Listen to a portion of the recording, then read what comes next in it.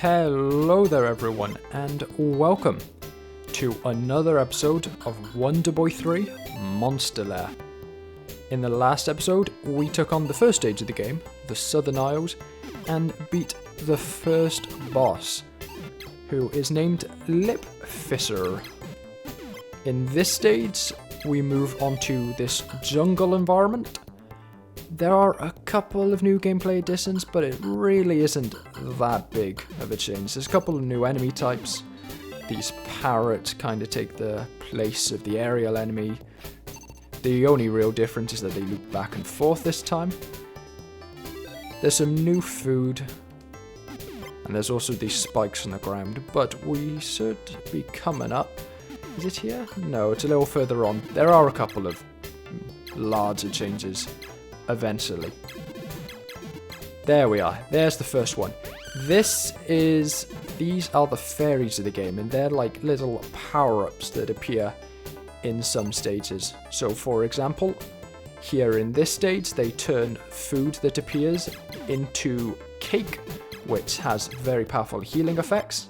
If you look up there, our health went from roughly halfway complete to full up immediately. And there's another one a little bit later on, yes, here, that has similar effects, similar positive effects.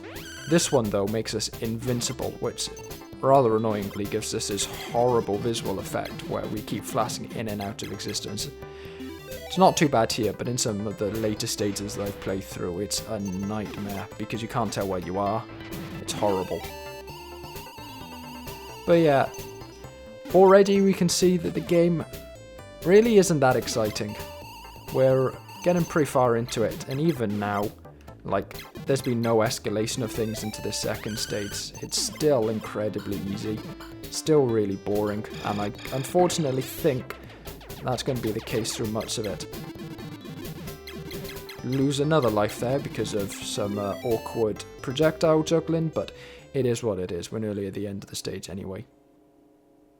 We have plenty of continues ultimately, even if we run out of lives, though we should be restocking soon enough. I think it's at 50,000 points. Even if we run out of lives, we have loads of continues. We have a half dozen continues to use up, so we should be fine. Whoa. Nearly messed it up there though, letting the enemies run into the back of us.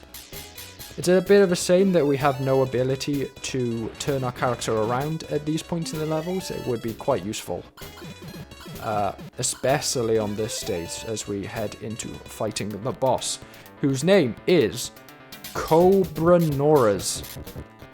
They're a bit of an interesting one. They're a bit unique in the game, for one reason being that they're not just throwing enemies at us. They're a unique an individual attacker. Basically, the boss is made out of several segments, as you can see. As we shoot them, they change colour, and we need to make all of them red. And at that point, the boss goes down.